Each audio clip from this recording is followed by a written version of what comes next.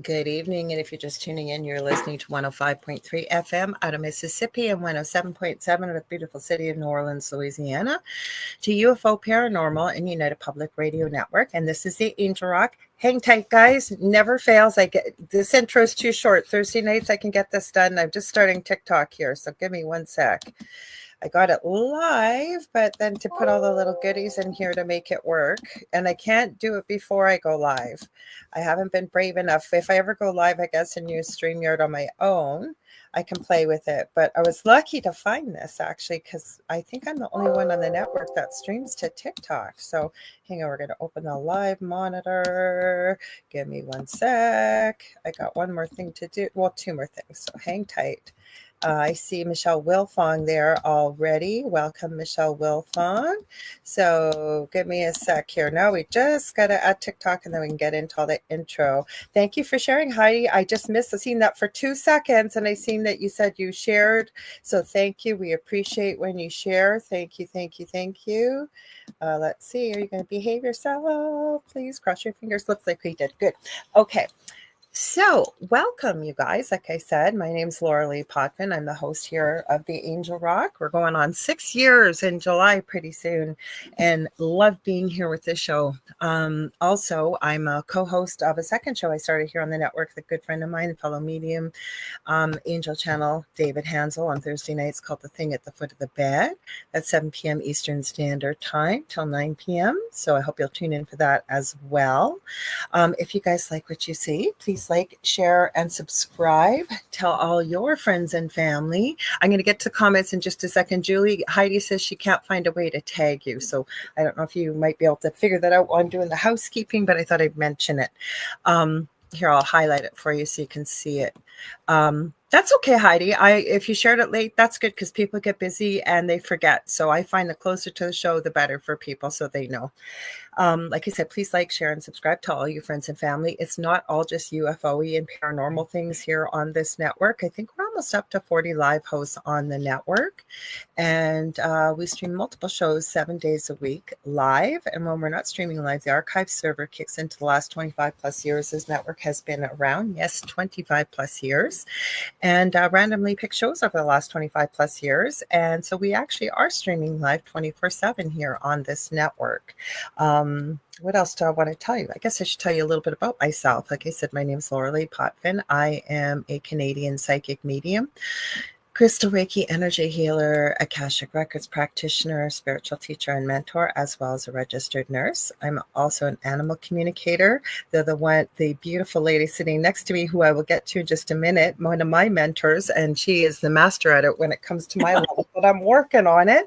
I'm also well versed in near-death experiences, having had one as a toddler myself, and am extremely well versed in the paranormal. I say I didn't go looking for it; it found me, and we shared our story on the Travel Channel's Paranormal Survivor. It's season 4, episode 9, called Demonic Hauntings. You can find that on YouTube. I think you can find it on Netflix or Amazon. You can find it all over the place. So it is out there if it's something you might want to see. What else do I want to tell you guys? Hang on. If you guys want to watch this on TV, you can. The network has its own channel. It's on Roku. So you're going to sign into Roku and go to the channel store. I don't have a channel code for you. So this is the easiest way to find it. You go to the channel store and type in UFO space P as in paranormal. There's a drop down list and we're about the 3rd or 4th one down, at least on my devices it is. And you're looking for UFO space paranormal and United Public Radio. And that's how you can watch us. I know there's something I'm missing. This network does broadcast to every country in the world, but 80% of our audience is audio only. So I always say if you can't see us, you can't join the conversation. And if you know about the Angel Rock and my second show, The Thing at the Foot of the Bed, both of those shows are very audience participative. Without all of you, Julie and I would be having a wonderful conversation, but my audience always adds so much to the conversation. I love each and every one of you. So thank you very much. So if you are listening live and you're thinking, how do I comment? Because we always shout out the audience. After I introduce my guest, we definitely will. How you can do that, there's a few things I'm going to read to you here now. I know our guest, Julie Jeanne Bassett, you're streaming to your Facebook page, right? Julie Jeanne Bassett? Well, they've got a link there they can click on. Oh, no, it's not streaming for you? That's okay. Okay, give me a minute. I'll go through all these things and then I'm going to read your bio and then we're going to figure that out right after this because it's a live show, folks. So anything can happen live and that's the fun of the show. So you can stream it. If you go to my Facebook profile, Laura Lee Potvin, where I'm streaming tonight, Julie, you should be able to stream it live from there. If you share it live to your page, I think you can do that. And it should show you because that is live. It's a public profile. I believe you don't even have to be on my friends list. You can comment and watch there. We're streaming to my YouTube channel, which is the Angel Rock with Laura Lee Potvin, as well as our now main channel for the network, UFO Gods and Extraterrestrials. We're streaming to the network's Twitch channel, which is UFO Paranormal and United Public Radio Network. We're also streaming to the Angel Rock on Instagram. I should pop in. We've got Kareem Majid. I hope I said your name properly. They've joined in, so welcome. Sometimes Instagram kicks out after an hour. Sometimes it does, sometimes it doesn't. So if you are watching and you're going, what the heck's happening? It cut off right after the hour because this is a 2-hour show. Just head over to YouTube. I find that's usually the easiest and fastest way to find the show. We are all, and it doesn't put the comments in from the Angel Rock on Instagram, nor does it for TikTok, which I am streaming to the Angel Rock over there. So welcome everybody over there. I want to give a huge shout out to Michelle Wilfong, who I see is here. Don't feel like you have to head over there, Michelle, but if you do, I am so grateful. She is my mod, one of my main mods for the channel, and is incredible. She does such a great job over there. She always sends little goodies. She doesn't have to, but she does. So thank you. She has an incredible TikTok channel of her own. She lives in a haunted apartment building and she posts the most strangest activity, weird things she catches on camera over there. So please check her out on TikTok. We are also streaming to Mystique 1508 on Rumble. No, not a stripper name, as I always say. That is an old name I used to use many eons ago. It's actually from X-Men, and I believe we covered everything. You don't have to, Michelle. If you want to, feel free, but I don't want you to feel like you have to. If you're having fun over on YouTube, you stay where you want.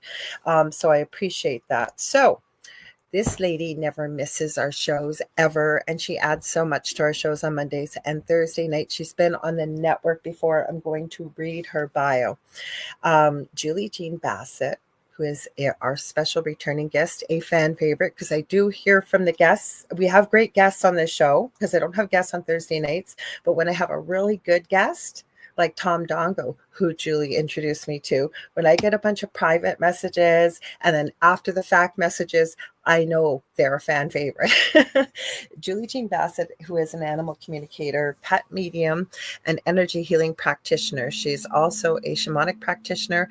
Her passion and her service to humanity is to help resolve physical, emotional, and behavioral issues in their companion animals. We're going to be talking about Julie's work tonight, but I am telling you, you guys hear me extol her virtues every single show because she's incredible. I am starting to feel better finally, knock on wood. 10 weeks. Julie has sent me healing. I have had a shamanic practitioner session with Julie. It was life-changing. I have taken her animal communication course and kind of unlocked the door because it was me getting in my own way with animals. She's an animal communicator, earth side, as well as a medium and a human medium too. She actually gave me the most beautiful message from my late son, Justin, who passed away this past January. It was truly beautiful. So thank you, Julie. Welcome. Thank you for having me. I'm so happy to have you here. So did you figure it out? Did you figure out how to share it, hon? I think so. You think so? Yeah. Because I don't know why it didn't stream for you to your. Well, Do you want me to send you another link, like maybe to? Nah. No, you're okay. Because I know you got a pretty big group that they've got a lot to add to the show. So I'm happy to do whatever will help you out. So whatever you would like, you let me know and I will be happy to do that. Welcome to the job. I just typed on TikTok as I'm talking. Welcome to the show. I'm sorry, guys. My brain is returning to normal after being sick and what happened, but still not quite all the way there. We've got Heather Dawn May over on Instagram as well. Welcome. Let's see who else we got popping in. We got John Delaney. not John Delaney is his name, actually. Welcome. Thanks, Michelle Wilfong. She's over on TikTok now as my mod, doing a great job always. She said, great guest today, and I will definitely say that myself. Let's say hi to everybody here in the main chat. So we got lots of comments. We got Michelle Wilfong. She says, I can't wait. And then she said hi to both of us. Heidi Gall, again, thank you for sharing. And she was saying she couldn't find a way to tag you. So I'm not, because usually even if you're not following someone, if you just put at and their name, it will highlight. I'm not sure. So hopefully that might help. I have no idea.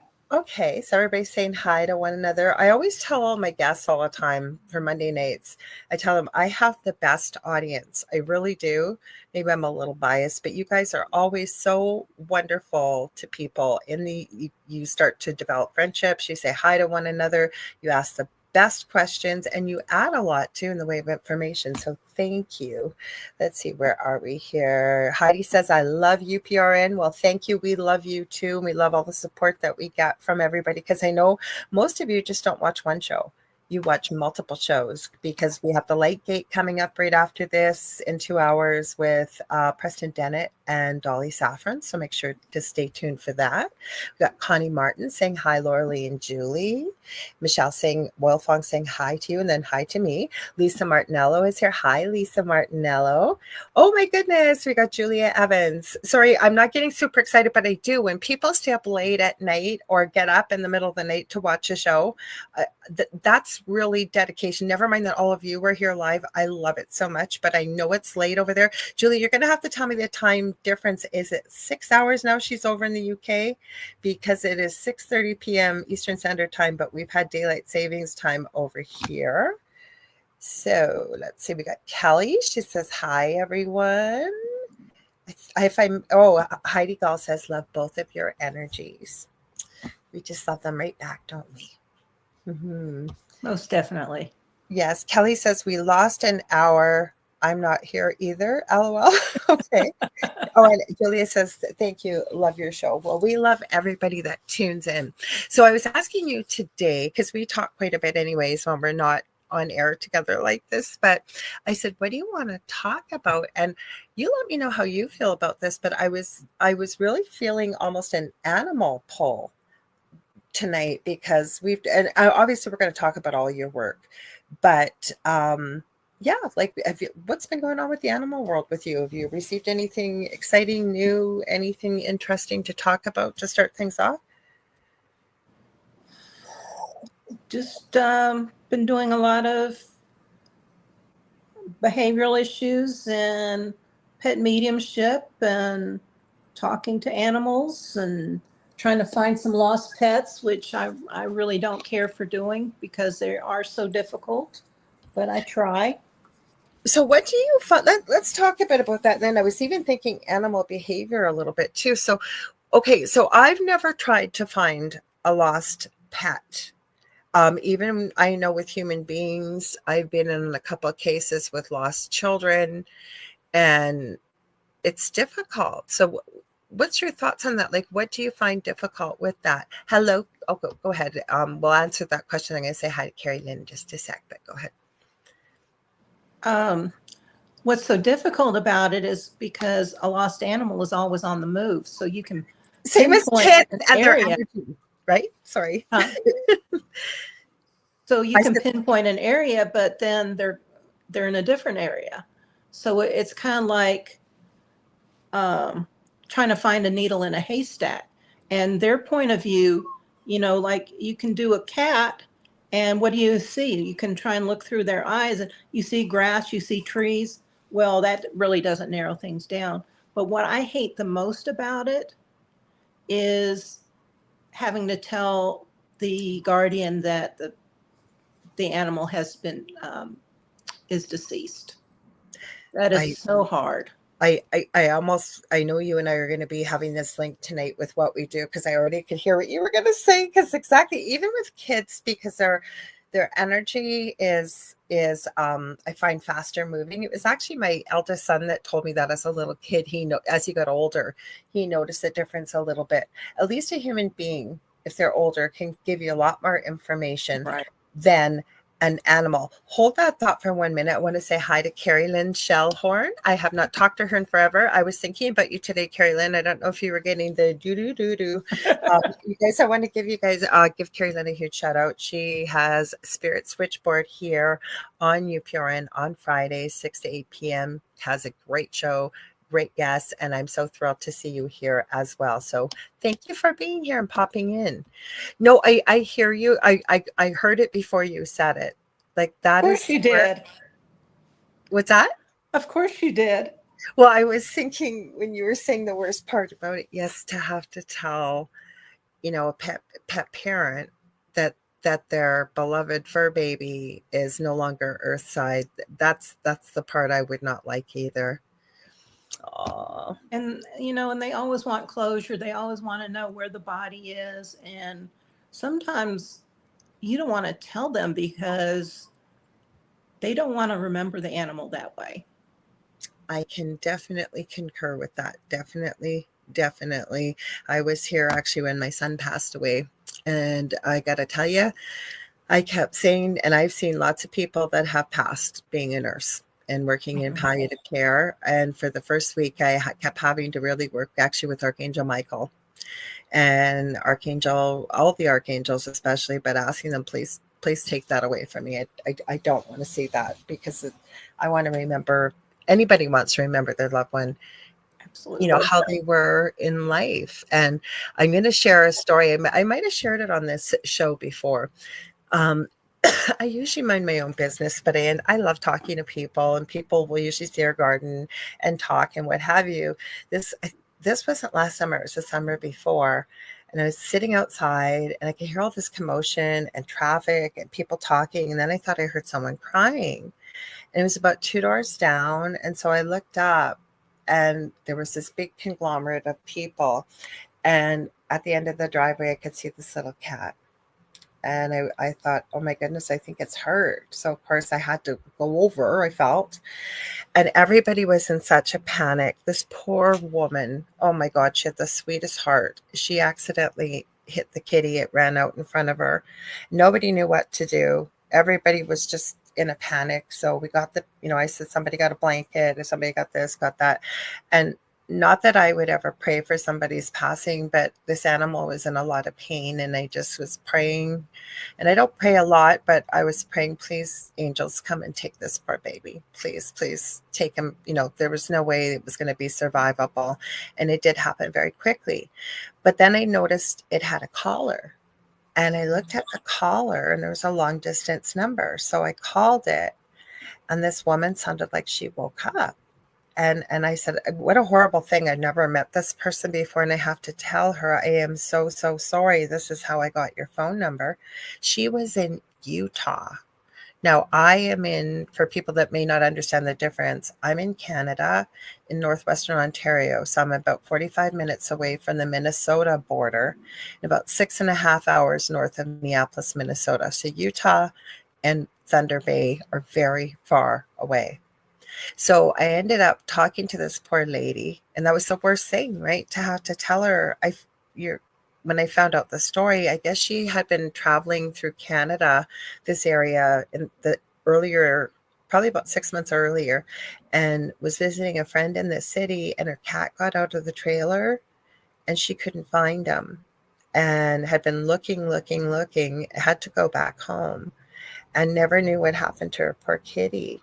But the whole point of this story is, what a terrible thing to have to tell somebody. And I wasn't even using mediumship, so I can't even imagine with mediumship how hard that is. Well, 2 points. First of all, when they're in that much pain, their soul has already left their body. I knew that, but it was just the physical, and people were crying. Yeah. And the second thing is, at least now she has closure. Well, I had asked her, do you want me to call somebody for you to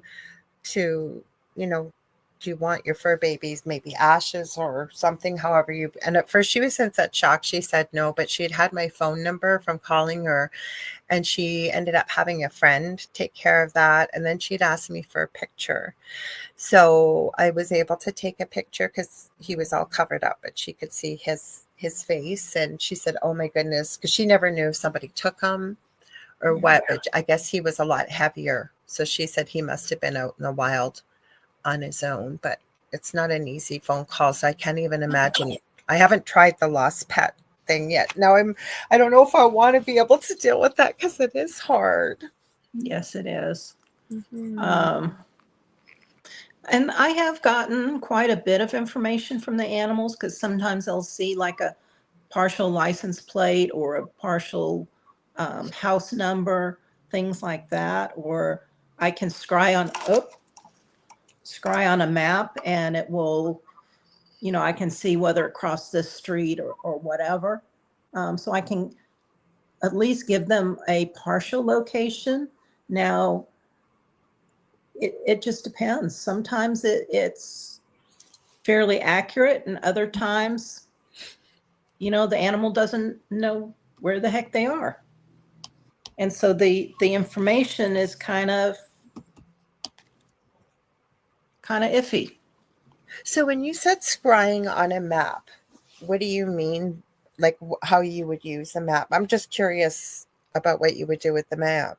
What I do is I get their address for their last known Mhm. sighting, and I pull it up like on my iPad Yeah. on Google Maps or whatever. I do the satellite version. Okay. I'd blow it up, and I would just start with my pendulum and Okay. say, okay, did you cross this street? Mm-hmm. Did you go north? Did you go south? And I gotcha. and I was able to track some puppies that were stolen one time. I Oh was my able to goodness. track some a cat that had gotten out, and actually the neighbors had taken it in and weren't being very nice to it. Oh. But they were able to get the cat out of there. I had a horse that was lost that I was able to find, because they were looking in the opposite direction of where the horse actually was. Oh And so wow. when they went the other way, they found the horse. So there are times when I have been able to help, but then there's so many times that I haven't. Or, by the time they get there, the animal's gone. And unless they're ready to go right that instant to go see, The animals it's kind of like a needle in a haystack sometimes. I'm going to say hi to John Minetta. I see him over on Instagram. I haven't seen you in a long time, John. I hope you're well.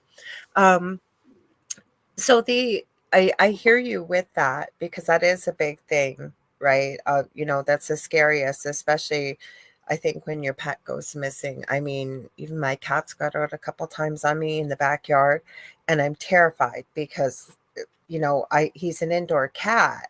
So I don't have a collar on him or anything. And the reason why is because when he gets outside, he's terrified. I don't know, he wants to go out so badly, because the minute he gets out there, it's like, oh my gosh, what do I do? It's so big out here. The wind's blowing. So I don't understand that. I'm going to read the comment here in just a sec, and then I'm going to ask you, because it's going into animal behavior, because this is a lot of reasons why, very sadly, sometimes animals get given up, and people don't have an idea maybe why an animal does something, or how, why are they doing what they're doing. And I know that that's where you were really helpful with my pet. So Heidi says, I'm already crying. She said, I honestly can't fathom the thought of animals getting hurt. This feeling is too deep. I cried on the white tiger, on life of the pets, life of pets too, and can't watch that again. And it was a cartoon. Mm-hmm. Yeah, it's difficult. But one thing with indoor cats, they are scared when they get outside. So they Yeah. stay right around the perimeter. Sometimes they'll get under the house or under the stairway, Yeah. somewhere where it's dark. There was somebody that found their cat that had gotten under the house, and they were able to get down there and finally found it. There was another one that I told them exactly where the cat was, and they're saying, "Oh, there's no holes down there," or whatever. Well, there was. And that next night, the cat came right around the corner back home. Hello, Shannon K. Casey. I haven't seen you in a long time, so welcome. I don't know if Sean's in the background, but welcome. And I see Lady Fantasia. Wait, LP? Is it LP? Sorry, I don't have my glasses on. I know who you are, though, so welcome for joining us on Instagram. Let me say hello here. Oh, we got a whole bunch of people just popping in. So if you're just popping into TikTok, we are talking to an animal communicator this evening. Good friend of mine, one of my mentors, big supporter of our show. She's also a shamanic practitioner and has been monumental with the session I've had with her. So we're going to talk about all these things tonight. But if you have some questions, please feel free to post them here on TikTok or Instagram. We do have a question for you. Connie Martin says, do more than one animal try to come through at the same time? And I'm guessing earthside or mediumship wise, Connie? I'm guessing I'm feeling mediumship wise. What are you feeling with? I'm sure she'll type in what the difference is, but what are you picking up with that, Julie? Generally, I am very specific when I'm talking to an animal because I'm saying their name. I'm tapping into the guardian's energy. I'm saying their name. And so I'm generally just connecting with that one. But when I'm connecting with the human, sometimes I'll see a lot of animals around them. And yeah, because she's saying mediumship wise. Yeah, that's mediumship wise. Yeah. But I'll generally see quite a few around them. I have had some animals kind of interrupt when I'm trying to talk to one. Yeah. Because hey, I have something to say. It's my turn. So yeah. But normally I'm just talking to one at a time, maybe two. Yes, I don't always get animals coming through. Sometimes we worked on, I'll get to your comment in just a minute, Heidi. You certainly can ask, Lisa. You guys can ask questions if you want. Julie, you're open to that, right? About pets, if they want to ask a question? Sure. So I was going to talk while we're waiting, and then I'm going to read Heidi's comment because I think that's going to get us off in a different direction. But I was going to mention, because I'm not as confident with my animal communication skills as I am with my mediumship and psychic skills. And there really is no different. We're all connected to the universal consciousness. And, if you can connect with one, I can with the other. My kids could always do it from little kids onwards. And you helped me with that. But I think the big indicator for me was when we worked, and I had forgotten about it one night when I was live, and you reminded me, with that bear, that young bear that was, my eldest son has his own house, and he had sent me video and pictures of this young juvenile bear that was up in a tree. And we were worried what was going to happen to it because nobody would come to relocate the bear. Do you remember that, Julie? Oh, yeah. You had such a great connection with that bear. That's why I let you do it. Well, we were trying to figure out, now this is interesting. So we were trying to figure out how to direct the bear to go back to, this would be for anybody in this Thunder Bay, the east end of the city, sort of. And there is actually a wildlife almost park preserve, but probably about 5 miles away. And we were trying to direct him. Remember? Like, I forget how we were trying to tell. You were trying to direct him. We were never able to actually finally get through to him because finally somebody came and they tranquilized the bear and relocated him, which should have been done because this was Sunday night, I think, when they finally did this. He had been there, I think, for about 24 to 30 hours. And people, by being kind, were bringing like honey and peanut butter on crackers and feeding him. But school was on Monday morning. I remember we were talking about that, Julie. Like, well, remember too, you were trying to figure out where he had come from, and he showed you the picture, and that's where you knew that he had come from that preserve. And that's why you were trying to send him back there. Yeah, we were. Well, yeah, because I've forgotten completely about the preserve. And as he did, he was showing me the green space and where he'd come from. But trying to direct an animal what way to go, because I'm not good with direction. Even I'm sure, I don't know if an animal would know what north, south, and east and west is. And you'd come up with the idea about the way the sun sets and the sun rises, right? I Yeah. never even thought of that. Hmm. Mm-hmm. So, wait, what do we got here? Oh, we got lots of questions. So I'm going to read Heidi's first. Heidi Gall says, Carrie Lynn, what Julie Hurt said on your show resonates. And I think of it often is the lessons, because Julie talks about this as well, of the lessons animals are teaching us by connecting with us. What's your thoughts on that? Most definitely. They're here to teach us. They have so much wisdom to share. We just have to listen. Plus, I think I always say we don't usually get the pet necessarily that we want. We get the pet that we need, because I almost feel like they're an earth guide here for us to help us on our way for the reasons we're here. Most definitely. They're here to balance our energy. They're here to help heal us. They're here to be catalysts for us. Teachers, guides. Mm-hmm.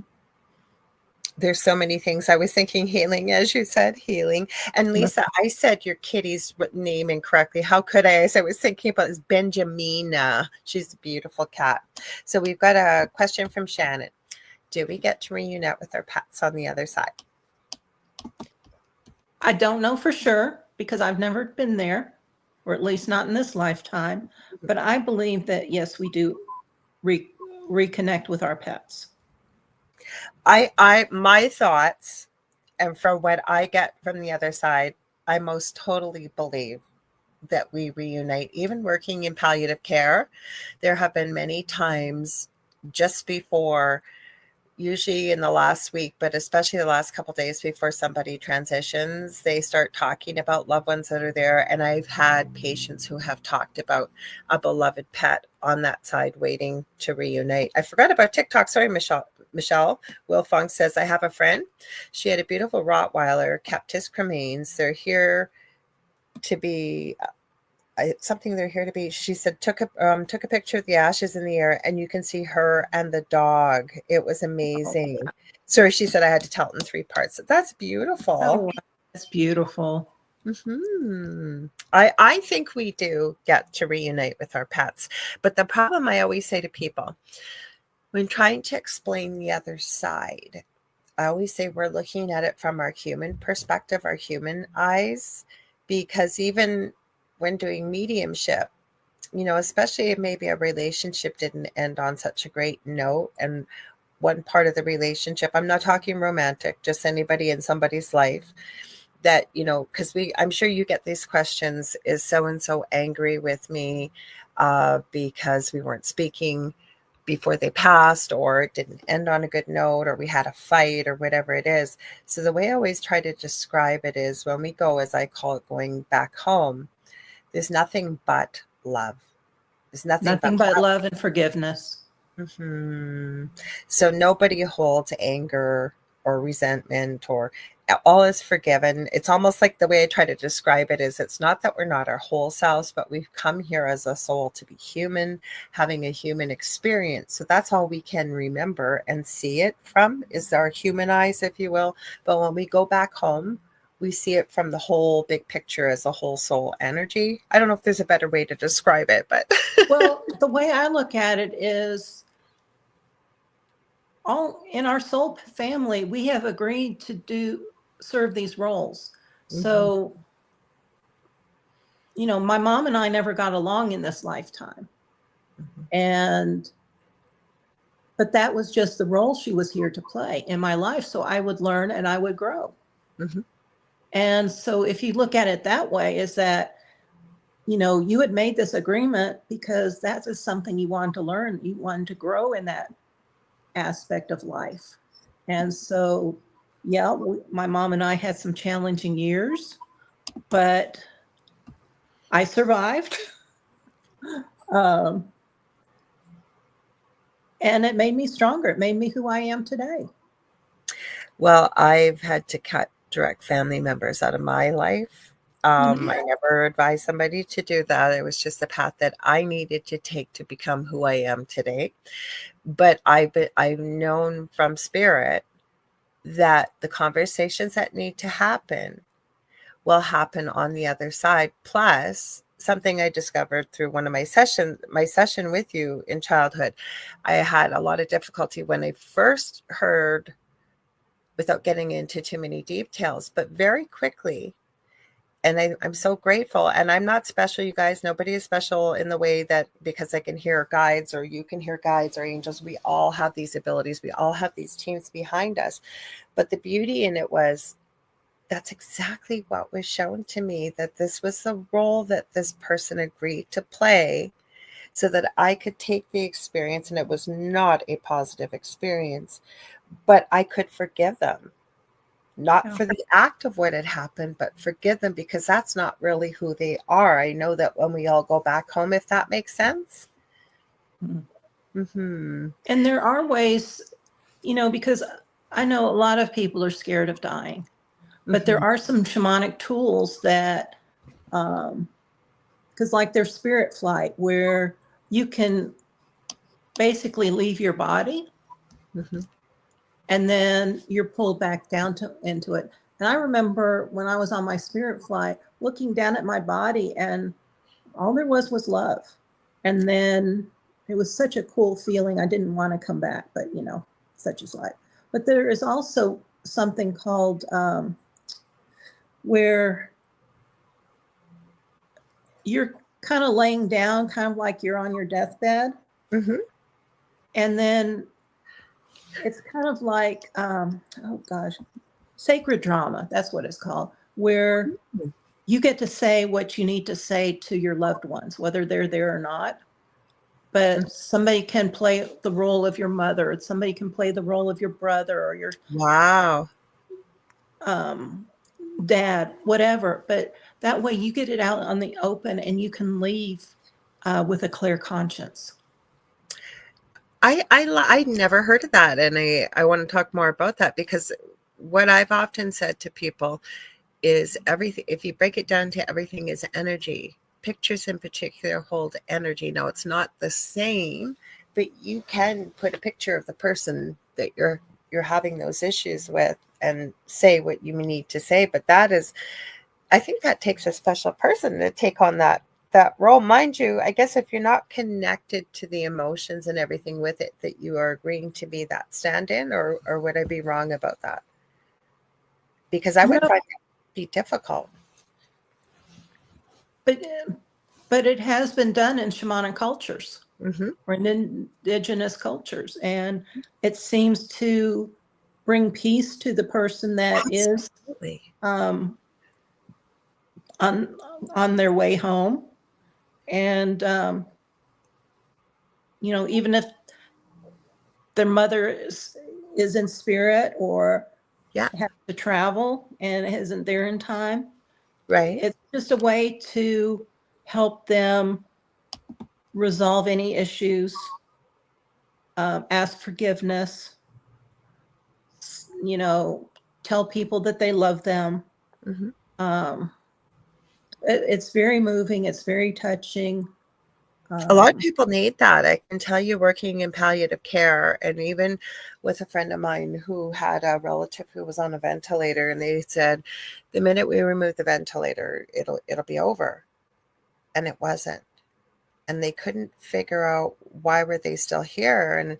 And I was explaining that that's between your loved one and source or God or whatever your belief system is. They may have a reason for why they're still staying. But also, I have found with palliative care, a lot of people will hang on and, waiting and waiting and waiting and waiting, maybe to have that conversation. I think that's incredible that you could give that to somebody in shamanic, culture, because what a gift. Because then you're exactly what you said, you can leave. What's been said has been needed to be said, and release it, and then be able to cross or pass much more easily, I would think. and they don't have any unresolved issues. Mm-hmm. I think that's powerful. Now we got a few comments here. Pause Malone, Heidi says, is still slapping me when I cry. I reflect on pausing, not getting wrapped up, and letting my thoughts run.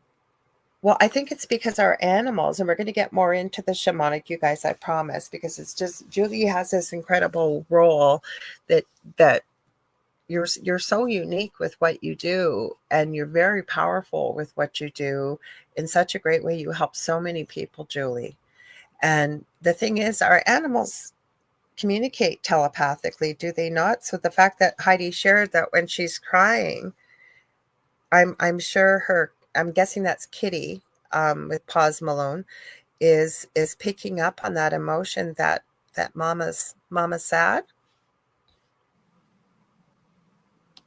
Yeah. Mm-hmm.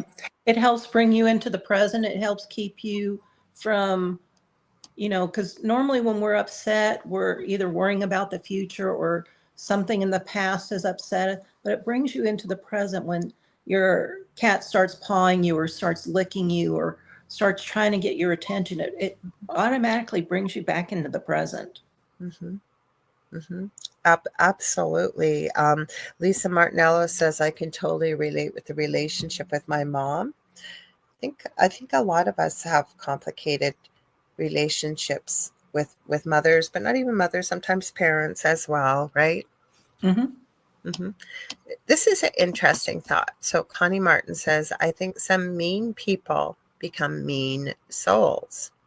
My mom had a bad experience with the ghost of a person who didn't like her since she was a child, and he would visit her and cause trouble. I'm going to say one thing, and then please feel free to jump in.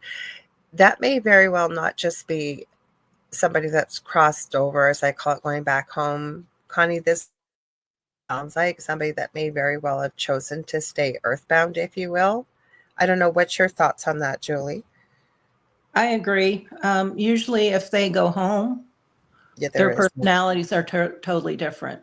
Mm-hmm. But it's somebody that probably um, decide to stay, or sometimes when there is an abrupt end to their life, they're confused and so they don't know to go home. I'm not sure how all that works. You can probably elaborate more on that. Um, No, there is. There's definitely that. So that's what this feels like to me, Connie, is that this is somebody, and there's many reasons. We have free will when we cease to exist physically on this planet. So you have the choice of crossing over. You have the choice of staying. And what I've run into with research and personal experience, and I always say, not everybody's running around thinking love and light, nor are they acting in love and light. And chances are, if you're not a great person, like, I don't know what kind of person you'd have to be kind of nasty to a kid. And then, you know, probably you're going to carry that with you if you choose to stay earthbound. Sometimes it's religious dogma that somebody believes they were such a horrible human being in life that they don't want to face the quote unquote wrath that they believe awaits them, which is not the truth. Sometimes it's revenge. Sometimes it's anger.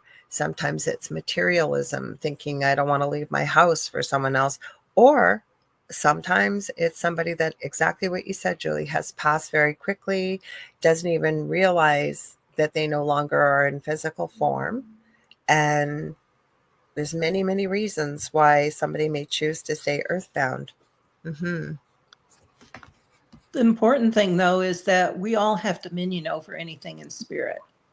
Yes. Although Laura Lee might disagree with that What's that? based on her experiences, but No, I've always believed that 100%. I just feel that the experience that I had in my previous home, I believe there was a portal open there. I believe this had more to do with the land. And on top of that, I will 100% agree. I always say I wouldn't wish it on a blade of grass, let alone my worst enemy. I don't have a worst enemy, and I'm no better than a blade of grass. But I also know, had I not had the experience that I did, I would not be doing what I'm doing today.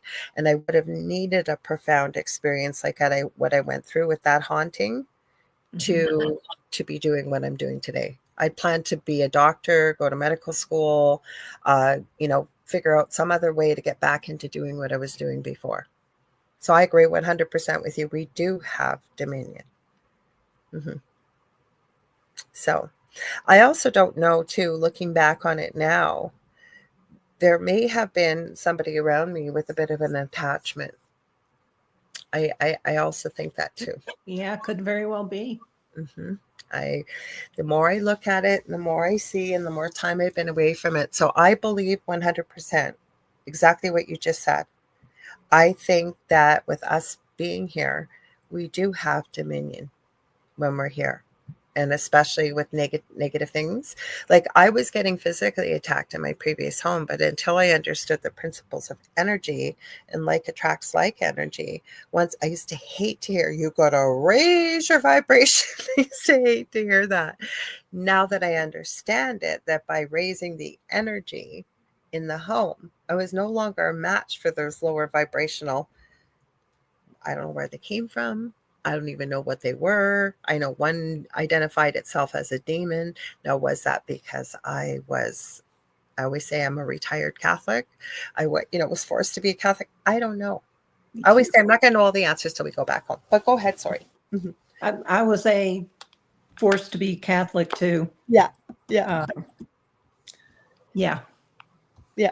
Oh, Miss, she's over in the future. Always going to tell her that. Glad to have you here, Miss. She says, good day, working at work, listening. She's over in Australia, so it's Tuesday morning. And Heidi says, yes, my big orange tabby that always crosses his paws. So agree with what you were saying just a few minutes ago, Julie. Let's see. People are saying hi to Mish. Okay, so this is an interesting comment. Mish says, depends on how angry you were when you passed. And she says she struggles, Mish, too, with the not knowing you passed. I don't know if you want to comment on that, Julie. I'm happy to, but if you want to, you're more than welcome. Go ahead. So everybody's entitled to their belief systems, Mish. And on top of the fact that I know from what I've received from Spirit, and also, although I don't specifically remember my near-death experience as a toddler, when people talk about it, and I've studied it for over 40 years, professionally and personally, it doesn't matter what frame of mind you were in when you leave here. It was kind of like you might not have tuned in yet. We're here to have a human experience, and including experiencing the breadth and depth of emotions that we can experience as a human being. Over on the other side, there is nothing but love. You are not in your human form when you go back home. And I'd love to hear your thoughts on that, Julie. What do you think? I agree. I think if you do cross over, once you get there, it's all love. All the fear, all the anger, all the disappointment, all of that is gone. And you realize that it was just a role you were playing. And, you might have to go back and play that role again because maybe you didn't learn your lesson. Maybe you didn't get rid of all those emotions and see people, have the patience to see people who they are and to resolve or learn forgiveness of yourself and others. And there's also karma, which isn't punishment for people that think, and I've been guilty of saying myself over the years, karma is a biatch, I'll say on air. But karma is not a punishment. So say in your previous life that you've caused a lot of pain and sadness and very negative things to other people. Eventually, you're going to have the experience, I believe, in a lifetime to experience from the perspective of what that feels like. I don't know. What do you think karma is, Julie? Well, I do believe what goes around comes around. So if you are really negative in this life, and you're going to start generating more things that are negative. Mm-hmm. Mm-hmm. It's just the way energy works, because But it's not a punishment, right? it's It's not a the way punishment. energy It's works. just a result. Mm-hmm. Yeah. So what you put out there, and I also believe that, and it's so weird too to try and explain this, but the way I understand it is, we're up there, we've decided, and then you'll hear many different perspectives on reincarnation and what it is and how it is and what. I can only give you my perspective. I always say I don't know everything, and I don't think any of us will know the true answer till we go back home ourselves. But the way it's been shown to me is we decide, and I think too that souls that have been through many lifetimes are, it's almost like, and it's kind of a cliche that God doesn't give you more, basically more than you can handle. I don't think it's God that does. I think it's us as a soul choosing the experience to incarnate into. And the way it was explained to me years ago, and it's like, say you're an older soul and you can handle a lot. So you think as you're going along, picking out what you're going to do in this lifetime you're going into. Yeah, I think I'll have alcoholic parents, and I'm going to be a victim of DV and a victim of SA. Sorry, guys, can't say the words on YouTube. And I'm going to be homeless, and I'm going to have addictions, and I'm going to piling all this stuff on, right? I want to have all these experiences and learn from it.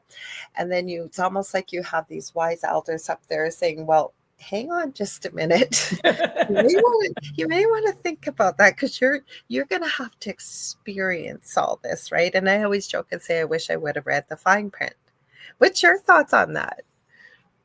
I agree 100%. Yeah. Because the universe never says no.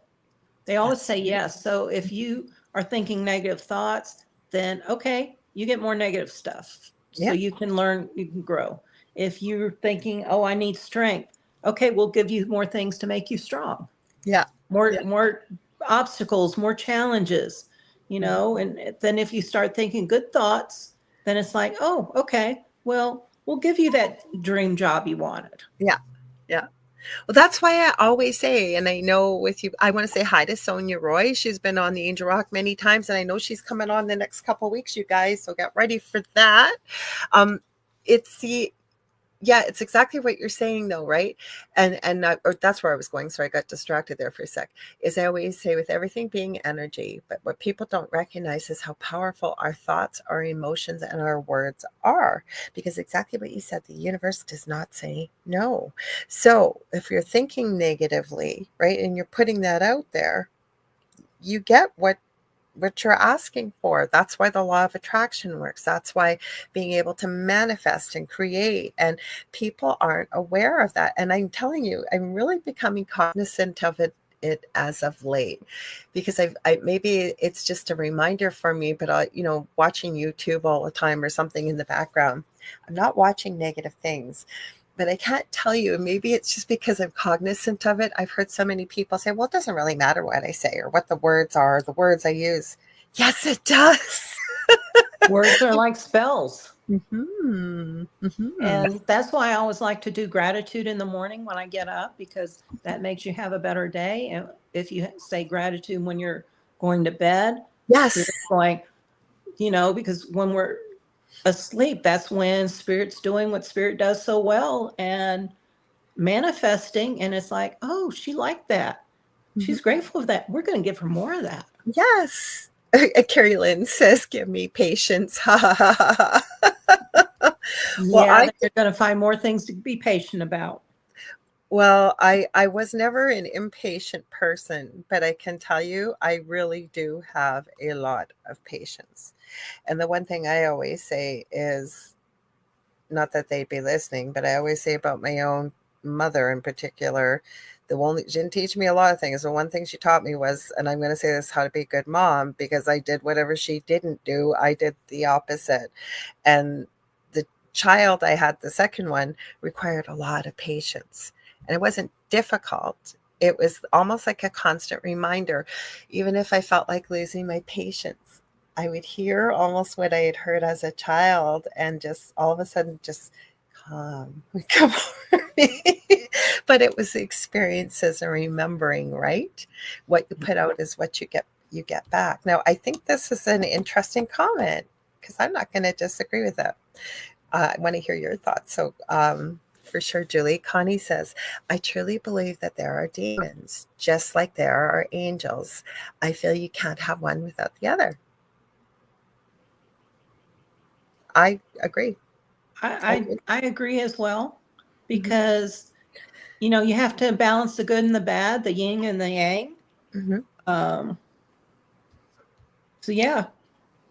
And I think it's semantics, okay, because whether people want to call it whatever they want to call it, right? When I had the experience I did years ago in a dream that happened like it was 10 minutes ago, it identified itself as a demon. It told me its name. It told me how to spell it. Then I was on a podcast with about 10 people. Somebody had asked me, previous guest, so I thought it was their podcast. Wow, was I in for a surprise when I showed up? But somebody that had been on a lot of TV for Bigfoot, believe it or not, I don't know what it was, but they just decided they were coming for me. I'll tell you, well, I used to be a demonologist. And all these people are going, I didn't know you were a demonologist, and there's no way that could have happened because they don't give you the name and they don't give you the spelling. I'd never heard this name before. And when I had the dream, I could not find anything on this name. And then I was helping somebody else about 5 or 6 years later, and I just about fell off the bed because I was looking up a name for them. And the name I'd been given, the exact spelling and the animal form was given to me. Right there on the page, black and white. I just about fell over. Then on top of it, part of the description, I don't think I've ever said this on air before, was described as one of the first 40 angels that were part of the fallen angels. Now, again, do we get into religious dogma? Whatever it wasn't good. So that's where I go with that. I don't want to argue with people about it, but I agree, Connie. We can't have one without the other on this planet, right? Whether it's good, whether it's bad, whether it's night, whether it's day, whether it's light, whether it's dark. So that's the way I look at it. Whoops, I didn't mean to highlight that again. Sorry. Hang on, I'm going through here. Oh, okay. This one I get a lot, and I want to hear your thoughts. I'm not going to say anything, and no criticism. I think it's and I know you would never do that anyways. It's an interesting statement. So Heidi says, OMFG. Do not want to reincarnate here again, but I am a seeker of knowledge, and with that, lessons to be learned. So I love that, but I can't tell you how many people I've heard that from over the years. Yep, this is my last turn at Earth. Yep, I'm not coming back. There's no way. I am done. I am not reincarnating here. That's it. That's that. So what's your thoughts on that? A, I'm not sure we have a choice. Yes. B, I've heard there's a list to come, you know, a laundry list of people that want to reincarnate. And right. For some reason, we chose to come and do this of our own free will. Mm-hmm. So, you know, maybe we get bored up in heaven with all that love and light, and we want to come down here to experience everything there is to experience. I don't know. You know what it was, and I'd seen this on, God, I can't even remember the name of it. I was pushing it a while back ago about the podcast, Next Level Soul podcast or something to that effect. And somebody had explained this. They were channeling. And it was kind of something that was said to me years ago by my present partner, who at the time we were just friends. And I had just taken my certified angel card reading course. And I said, I only want to do angel cards because they're all positive and light. And that's all I want to do. I want nothing to do with the dark. This is before the paranormal experience. And I've never forgotten what they said to me. They said, Laura, in order, if you're going to be working in this field, you need to know both so you will know the difference. And it's kind of the same thing, I think, right? Like, and where we're going with this too, with reincarnation, where I'm going with this is, it goes back to the way I was saying earlier about looking at things with human eyes right now, right? It's hard to explain, but I try and explain it to people. It's kind of like not who we truly are. We're here truly who we're meant to be as a human being. But as a soul, when we return to soul energy, you kind of have the whole big picture from a love perspective. Sorry, I'm losing my train of thought as I'm going through this. Right. It's like we're losing the forest for the trees here in our physical bodies. Whereas if we are taking a bird's eye view, it all looks different. It came back to me as I was rambling there. So the way these people, and I agree with you, what they were explaining is if all you know is love, you don't know any different.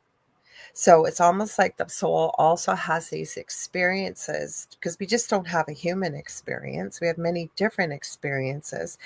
So you get to come from, as I understand it, though, as a human, we really do have such an in-depth level of emotions compared to, say, if we incarnated off world or, we're a different being.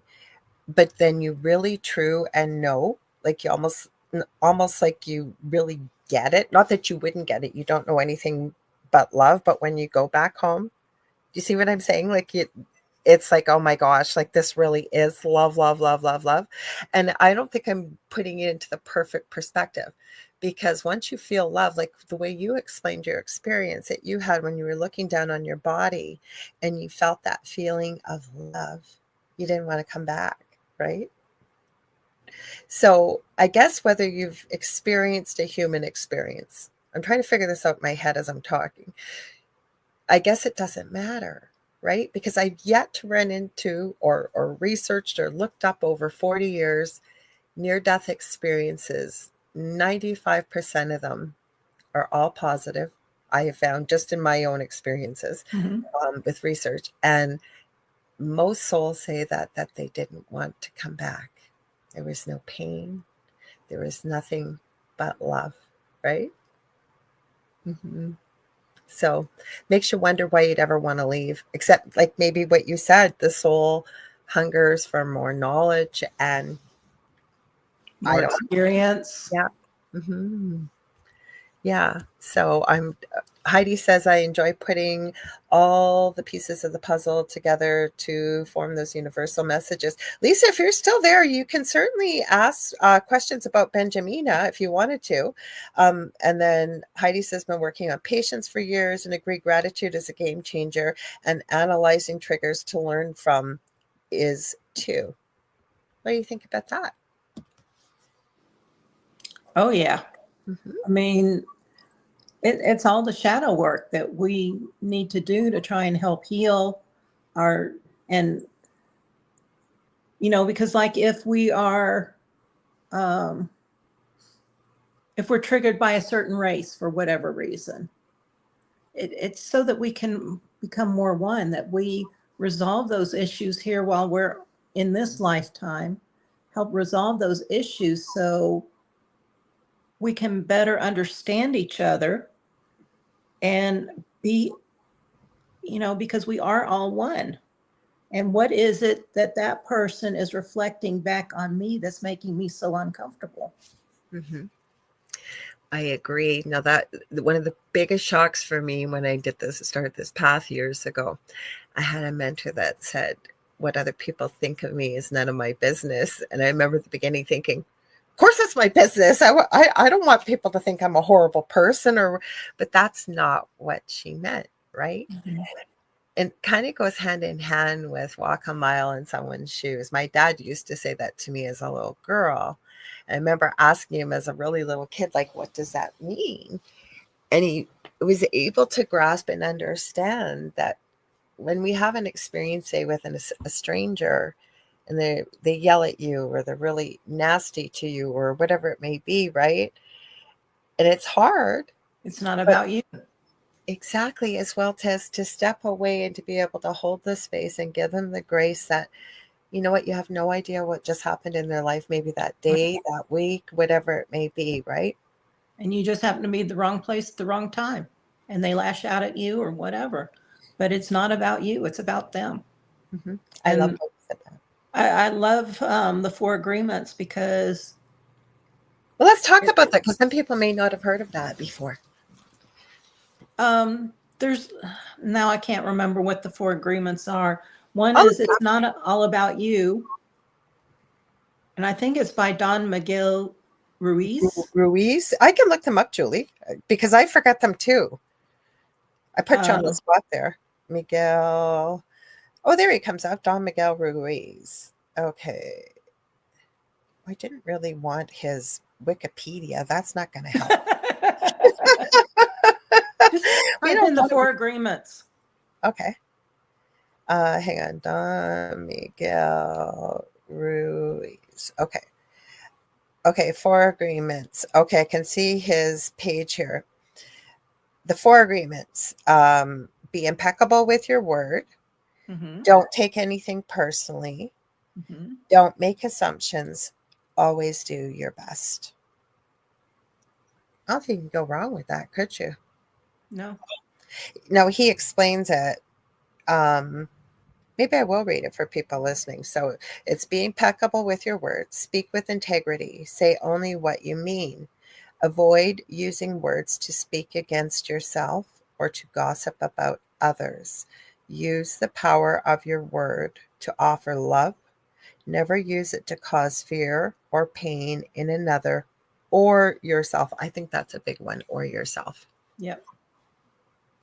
It says, don't take anything personally. Nothing others do is because of you. Now, that's a hard one to think about and to remember, but I think that's so important, right? Yeah, because it's not about you.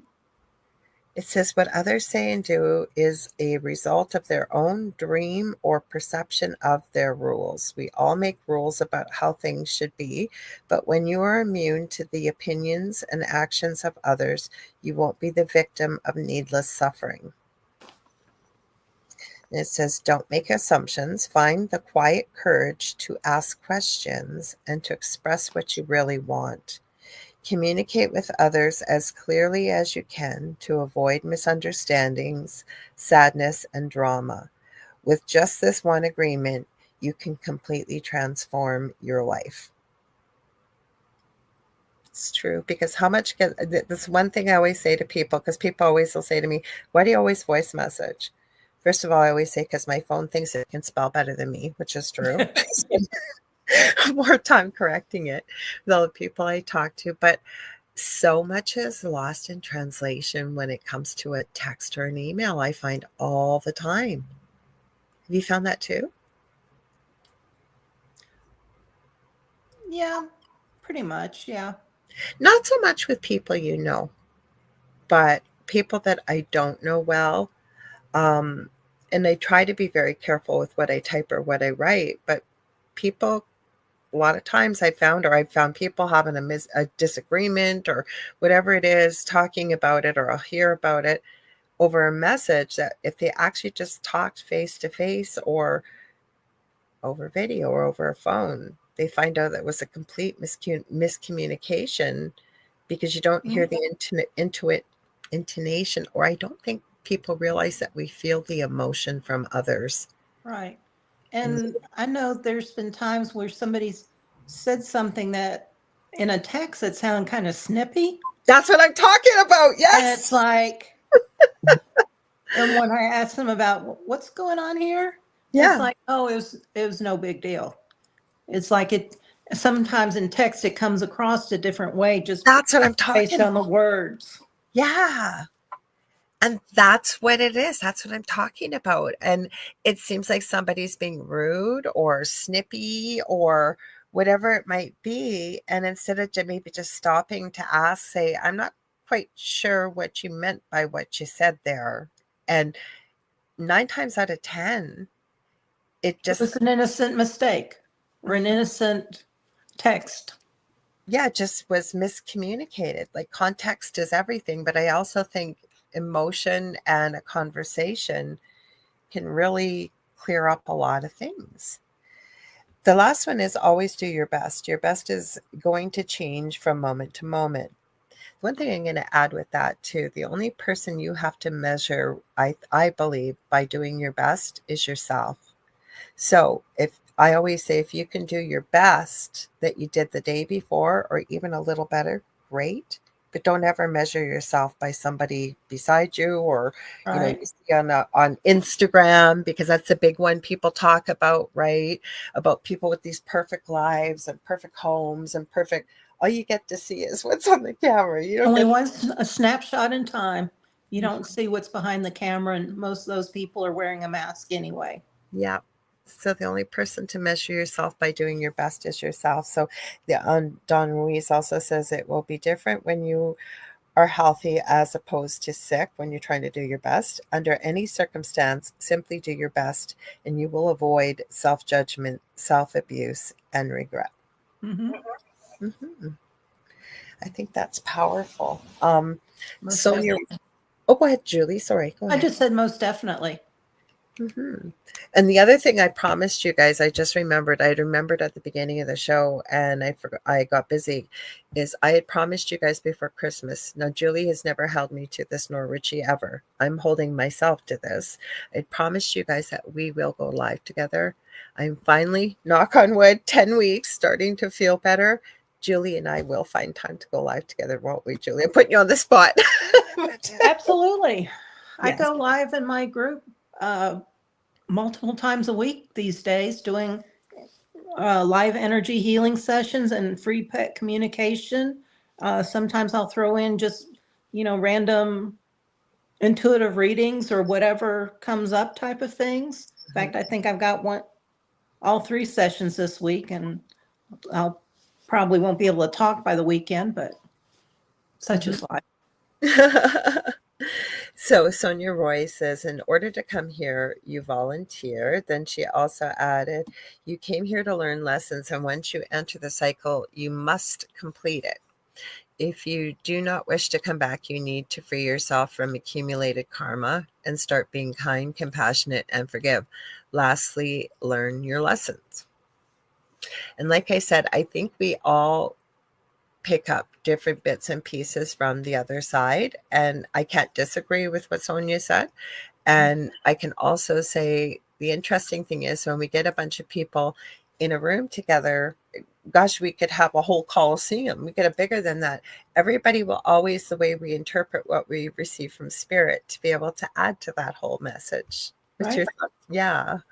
I agree. And sometimes we are trying to clear the karma of generations. I was just thinking that. Yes. In our relationships and how we deal with people. And, there's these cycles we keep repeating because we won't get off the hamster wheel and get out of our comfort zone and make changes. Or decide it stops with me. Right. Mm-hmm. I was raised this way. I choose not to raise my children or live my life that way. And it stops with me. And it can. You don't have to do it just because that's the way you were raised or whatever it may be. And if it is really generational, maybe trauma or energy but the other thing that popped into my head, and I would love to hear your thoughts on this. What do you think about curses or generational curses? What are your thoughts on that?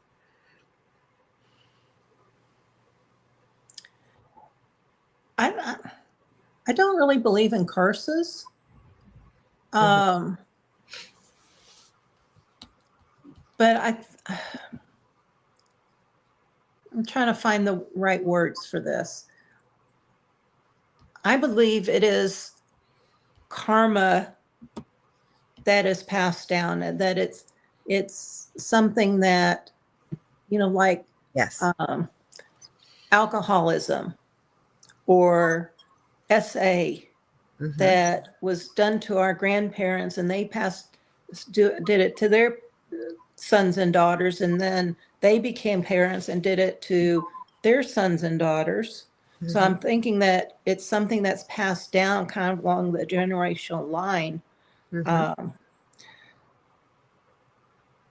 So I don't know. What are your thoughts on it?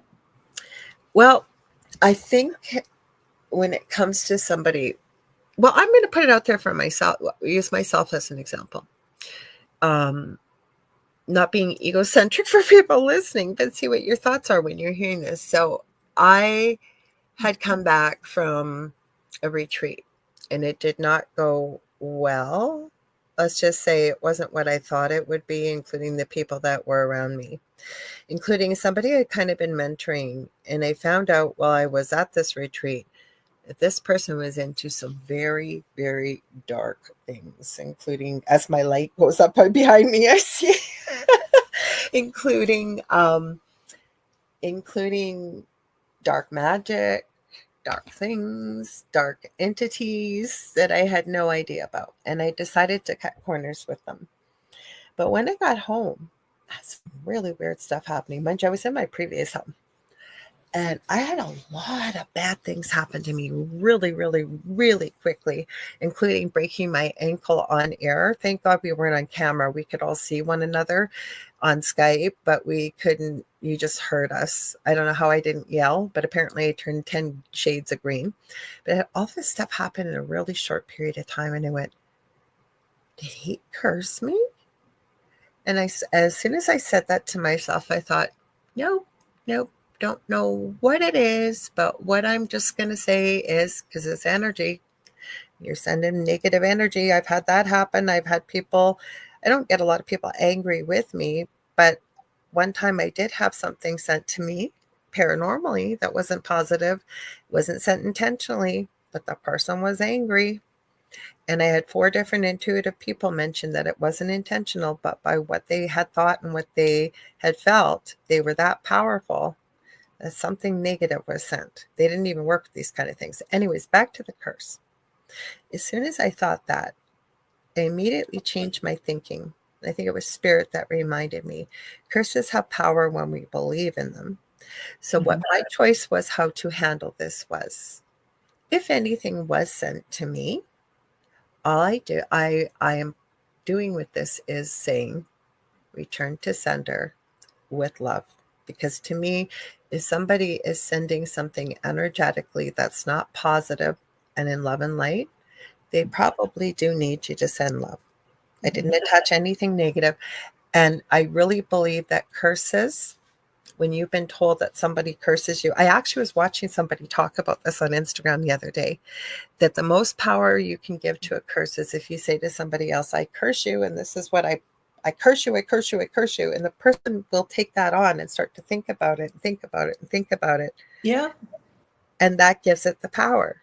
So what do you think about that, or anybody else that's listening? Well, I have another story too. Oh, I'd love to hear it. This was from one of my shamanic teachers, Alberto Villotto. He's an anthropologist, and he was asked to go, I guess, to Tahiti or one of the places that does voodoo. And so he was talking to the voodoo priestess, and he says, well, how do you send negativity to somebody, or how do you curse somebody? And so she told him about sending energy. He says, okay, well, how do you heal people? The same way. So it's all about your intention. You just said it so perfectly. But I did. Okay. So and it wasn't me thinking, oh my God, he cursed me. He cursed me. He cursed me. I really did have a lot of crappy stuff happen the week when I was back, like really bad stuff. And all of a sudden it hit me. Like, how did he curse me? And it was literally like I heard spirit say, stop. Well, and I took a breath. Well, it's funny too, because Alberto's kind of said, oh, I don't believe that type thing. And he went home to Los Angeles or wherever he was living at the time. And all of a sudden he went out to dinner. He got very sick. And he called them up and he said, oh, so you did get it. Because they had wanted to prove to him that it was real. But then when you get into it, these are the things I don't think we'll ever have concrete answers with, but it's an interesting discussion. Because why does magic work? Why does spells work? Because it's intention and belief. And I think we are that powerful as human beings.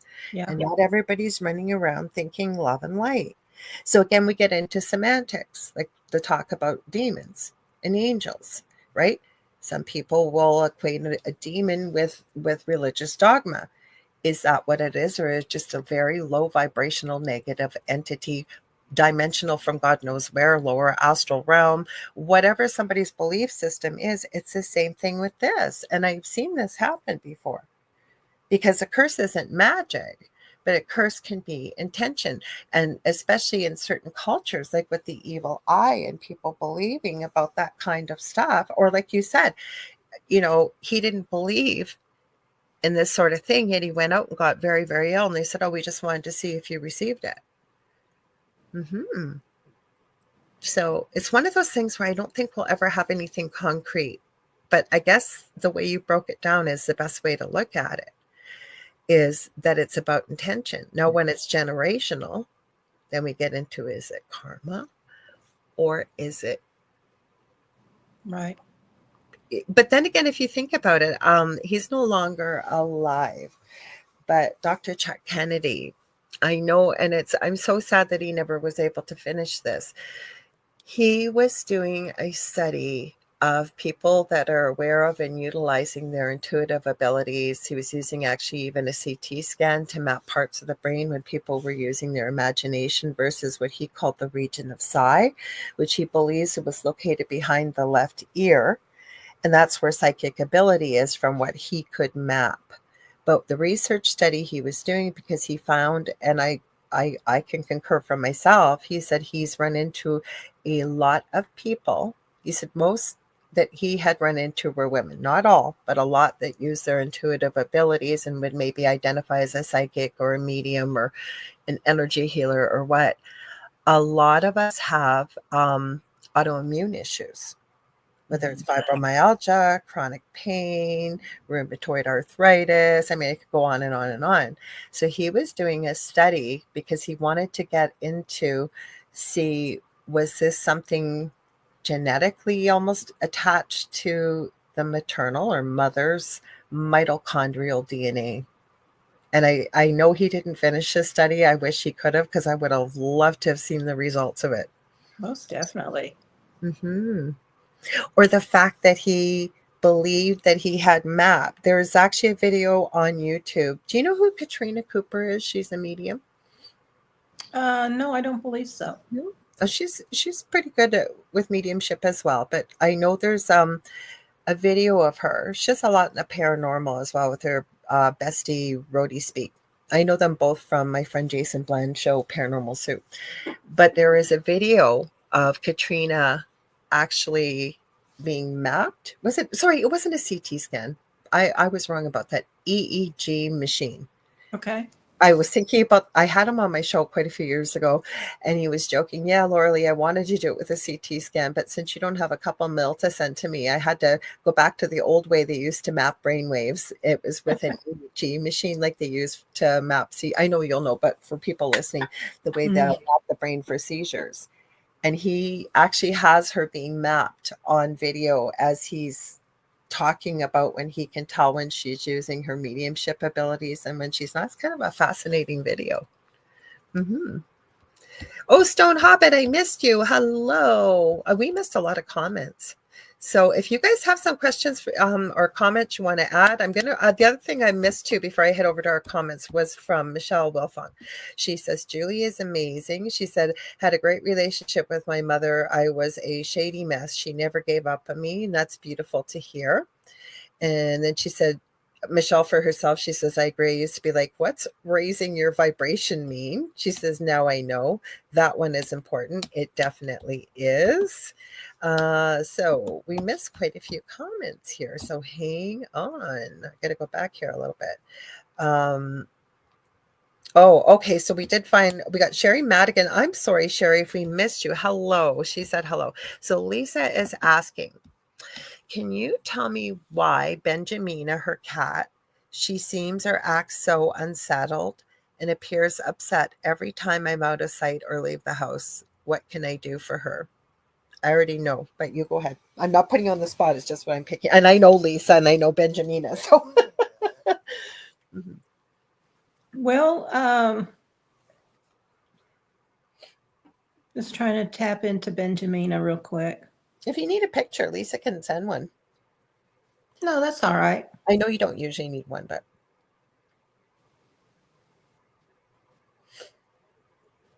So she just gets upset when you're not in the room? Or when she leaves the house and she's saying, what can I do for her? It's like you two are connected. If you're leaving the house or something, let her know when you're coming back. If you are,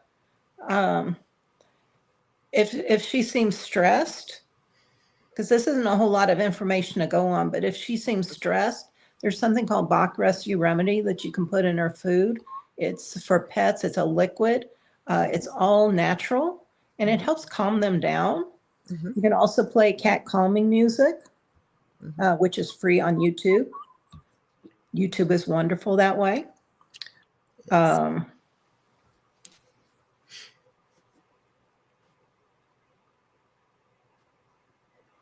But it could also be too that she needs like her energy realigned. I think so too. Because thank you, Spirit. She says, yes, I'm doing those things. Mm-hmm. Well, animals actually have 9 major chakras within their body. Humans only have 7. Mm-hmm. They also have a brachial chakra, which is part of the human-animal bond.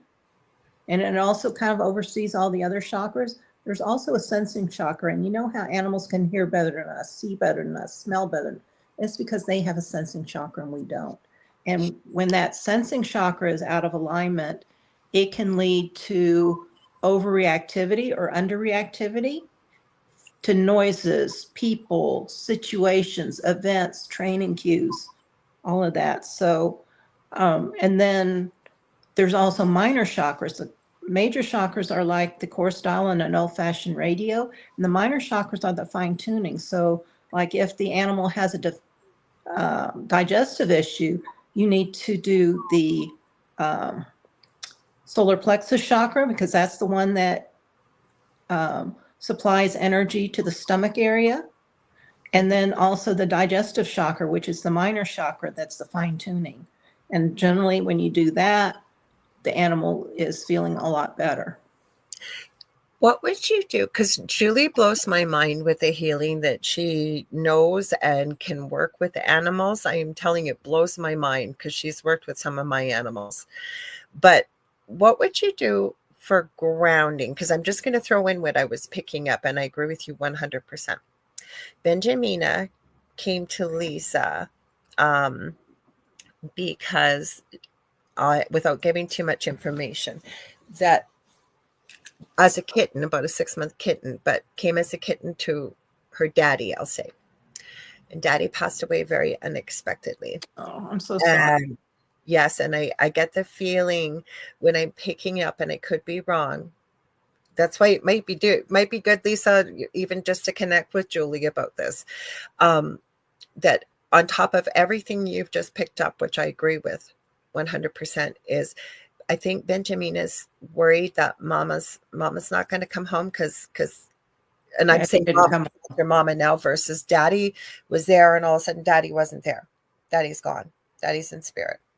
So part of that. So the only thing I was picking up was a need for grounding, as well as, and you probably do this already, Lisa, but again, agree 100%, so imperative that you really, even though you may think your animals or anybody else listening don't know how to tell time, they can. You can tell them, I will be back by, say, if it's a regular dinner time or a TV program you put on, or you could tell them there's certain days that you do things. They will know, even if you tell them time. Their higher self will know what that means. So I agree 100%, Julie, but also leaving clothing that you've really worn too. And I'm sure you probably do that already, Lisa. But what could you, because I keep feeling like some grounding is needed too. So would you go in through the chakras, Julie? Because I don't know anything about it. There's a special way to do an animal, because you do go from the crown. Oh, no, she ate 2 of her grounding course. Huh? That, Julie. Benjamina ate through 2 of Lisa's grounding cords, she said. Well, they're imaginary cords. Okay. And you just go down along the chakras, along the spine, and down to the front legs and into the ground, and make sure they're to the core of the earth, the branches of the roots spread out, and make sure that she's really ground. But then you do it a second time, and now go farther down the spine and go down the back legs and solidify them in the ground, and spread out the roots and all that good stuff. But then you do it the third time, and now go down to the tip of the tail. even if the tail has been docked to the tip of the tail, even like the imaginary tail that's no longer Yeah, because the energy field would still be there even the tail's been right, docked, or ears. and then take it down into the ground and spread out the roots and make sure they're very solidified. That's the way I do it. I've never, I wouldn't even begin to profess the knowledge that Julie has when it comes to animal healing. And she's always so respectful. It doesn't matter whether it's a human being or animals, but I am telling you, she blows my mind with the things that just with working. Well, I've told you this so many times, Julie, and I know you're so humble, but the things she knows, and I'm telling you, I have seen major changes in behavior with my animals with working with Julie. So Heidi's worried about Paz Malone. I love the name, by the way. She said, I would be ever so grateful if you could see any insights on Paz Malone. He got outside and somehow got scratched on his back. The area developed an abscess without any symptoms, but I'm worried about him. Oh dear.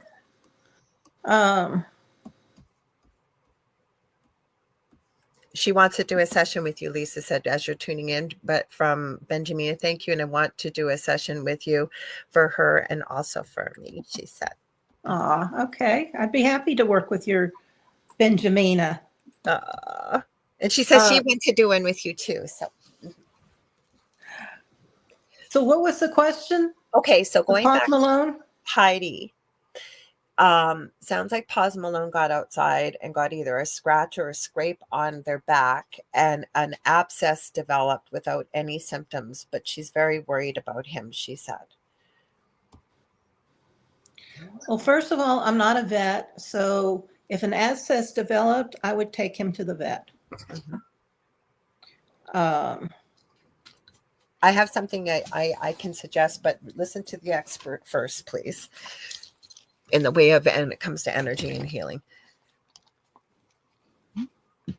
Why are you coming over all of a sudden? Because we're talking about animals. You've decided to come over?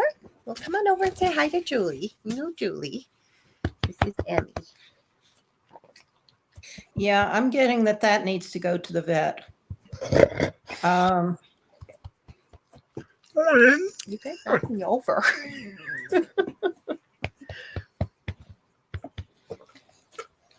I'm getting right now that energy healing would not help that. I'm trying to think if there's something topical you could use, or because some over-the-counter human medicines work with animals. Yeah, I know. I think Benadryl is one of those, but please check YouTube. Please use your own discernment. Yeah, Benadryl would be more for itchies or an allergic reaction. Yeah, I don't know what would be safe for an animal to use. I believe polysporin would, but I would double check. Just you can look it up online anywhere. Because the other thing I was going to suggest, and see what you think about it, Heidi, I'm seeing Heidi's name, Julie, therapeutic touch, which means you don't touch it. It still needs a vet's eyes, definitely. But do you ever use it? Because you have to be careful, obviously, with an animal with it because they're so sensitive. I don't use therapeutic touch. I was thinking for somebody, though, at home that could do it, because you're just working with the energy field. But either that, or once you've seen the vet, I would recommend 100%. I'm getting that would not help. Not help either. In this case. I didn't need so much help, but I thought maybe with you, once you figure out what it is and you get the medical stuff with the healing, I was thinking. No. Yeah, I'm getting with this particular situation, it would not be helpful. Okay. I'm getting, it's probably helpful in other situations, but with this particular situation, I don't think it would be helpful.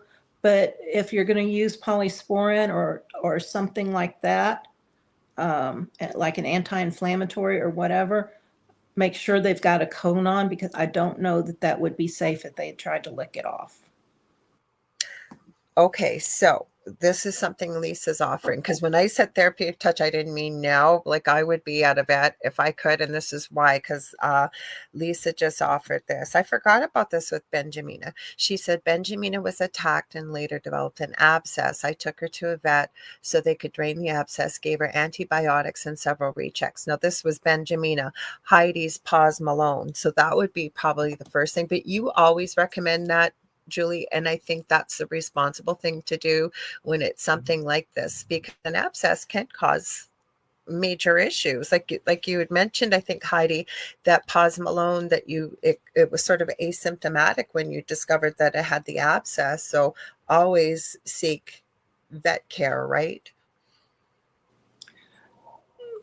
Yeah, because I'm not a vet, and energy healing is more for like chronic issues and but acute issues, sometimes the best, and energy healing might help eventually, but you want to get that nipped in the bud. You want to go ahead and get that taken care of. And, you know, the vets have they can give antibiotics that will help prevent infection and all this stuff. And they do have training in that area. Mm-hmm. Um, Depending on where you live too, sometimes there's vets that offer homeopathic or naturopathic healing. The other one I'm going to mention, I think it's called Vet Secrets, you guys. He is a veterinarian. Let me just check and make sure that's what his channel is. Vet Secrets. I recommend this to a lot of people, because if I'm not calling anybody out here, but if you are on a real budget, and even though you've got a fur baby that you adore, it's called Vet Secrets on YouTube. This guy is amazing. He is a Canadian vet. Dr. Andrew is his name. His first name's Andrew. And he will actually go through an assessment with human beings watching his channel, telling you, yes, this needs to be checked. This needs to be checked. And of course, he would never fool around with something like an abscess, but he will give you some more natural things or safe things that are safe for, say, a cat versus a dog or another animal. Because lots of times when something's safe for a dog, it may not be for a cat, and vice versa. So if that's something that you may want to look at, we're not giving medical advice here, but I'm telling you, I found him helpful for myself, utilizing him. Actually, you know who it was, Julie? You met her, Sophie. Sophie had vomiting really, really bad from a fur ball. And she needed to get that fur ball up. So again, this was my choice to do this. It was years ago. He had recommended something homeopathic, and I found it at my homeopathic thing, stopped the vomiting immediately. Sophie passed what she needed to pass, and away we went. yeah. The other reason I felt comfortable, though, is because and he will go through what to look for, but I knew from physical assessment as well as going through, if she hadn't stopped vomiting, of course, I would have brought her in immediately. It did work, but I have used him. So if that's something somebody's on a budget maybe and really, obviously I would take your advice. So if you feel, spiritually that this needs to get checked, because Heidi said, yes, I have a vet, but my last kitty, they took a biopsy of her abscess and it never healed. I'm hesitant to take him because he's doing all the normal things, but it's still scabbed. And thank you, Julie. You still Sorry, that's somebody okay. trying to call me. Never Spam. fails, eh? There are a lot of YouTube videos from vets talking about safe over-the-counter medicine you can give your pet. And he will too. There's also, for an abscess, I might even use colloidal silver. Oh, yeah. Mm-hmm. Mm-hmm. Yeah. I can't hear you. You can't hear me at all? Uh-oh. You know what can you hear me now? Oh, I can hear you now. Something just kicked in. Do you have an iPhone? Yeah. Yeah, sometimes it does. It's done that to me before if I put a call and I've been on it. I'm glad it kicked in. So Heidi said, thank you.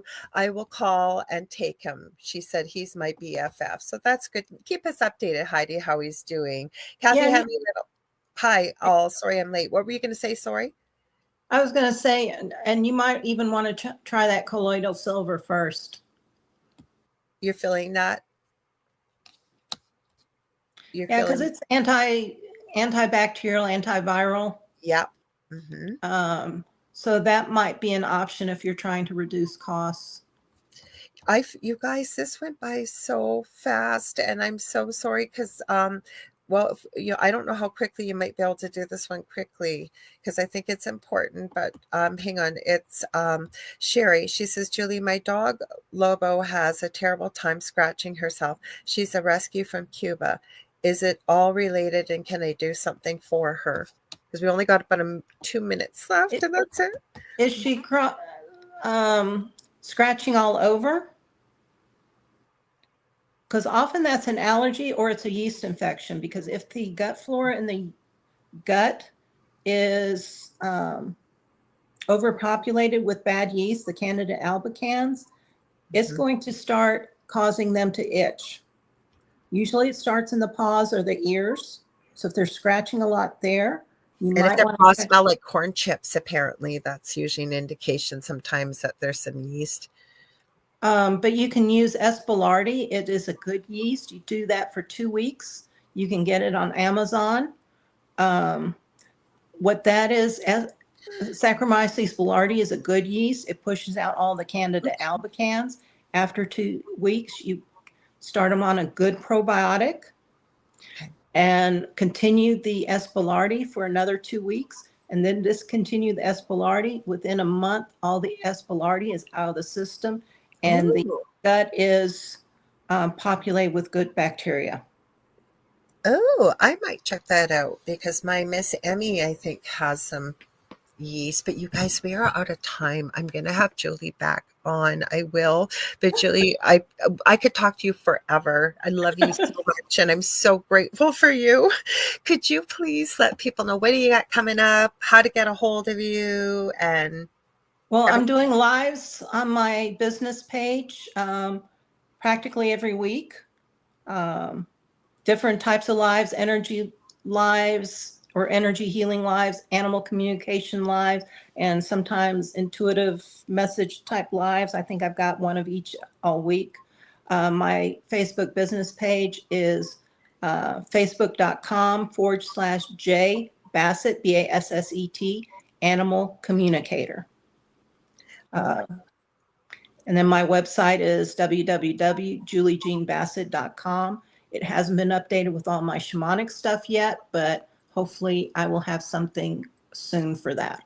And we didn't even really dig into the shamanic. We talked a bit of spiritual, you guys. I am telling you, the session I had with Julie, and I plan on having one soon. Heidi goes, this just went by so quick. I'm going to be having another one. It was life-changing. So please check her out. Not only is she my friend, she has helped me in so many ways. And you guys know I don't go on and on about people like that usually. I'm telling you, she is incredible. She will be able to help you with your animals as well as yourself. And mediumship as well, whether it's animals or people. She's amazing. Now, if you guys enjoyed what you see, please stay tuned for the Light Gate coming up next with Dolly Saffron and Preston Dennett. If you guys ever want to get a hold of me, you can get a hold of me right now at the moment at facebook.com/The Angel Rock, or just get a hold of me on any social media platform as well. I do psychic and mediumship readings. I do energy healing, crystal Reiki. I do teaching and mentoring and speaking and teaching and mentoring. One of my BFFs, and how I've connected with Julie, and she's now a very close friend of mine because of this friend. Leanne Clark and I are working on our first course we are putting out there. So if you are wanting to better get connected with your spiritual gifts, or you want to get in touch with them, we are breaking it down into easy, manageable components. I know there's a crystal course coming up that Leanne's already worked on. I call her the Crystal Wizardress. You can find her under the Crystal Architect on Facebook and Instagram. She is incredible. She's a channel. She is so intuitive. She does Akashic Records like I do. We were thinking it was going to be May. It looks like it may be towards the end of June, maybe July, but I will keep you guys posted because we're hoping to build a whole community together. So I think it's going to be a lot of fun. When that happens, I will have a domain name website. That is my goal. Otherwise, yeah, get a hold of me. I'd love to talk to you. Otherwise, stay tuned for Thursday when David and I will be back with the thing at the foot of the bed, 7 p.m. Eastern Standard Time. Don't forget to check the group out for the thing at the foot of the bed with Laura Lee Potvin and David Hansel. You can put show ideas, ask questions, post your experiences, pictures, whatever you like. That group is there for y'all. And eventually, Dave and I have had a lot going on in the new year, but we also are planning on going live in there. So feel free to join. I also have 2 groups on Facebook, Paranormal University for all things paranormal, Angel Rocker Tribe for all things spiritual. And I hope you'll join me there as well. Next week, we have a new guest coming on, John Fraser. He is from over in the UK, and he has written, I think it's like the UK's top #1 paranormal and UK hauntings and things like that. So he is coming on Monday next week on the Angel Rock. Love you too. Everybody's saying love you. Hi, Janie. Oh, I don't know what's going on there, so I'm not going to get into this. Looks like people aren't too happy. But anyways, much love to y'all. Hopefully you can get over what's going on in the chat.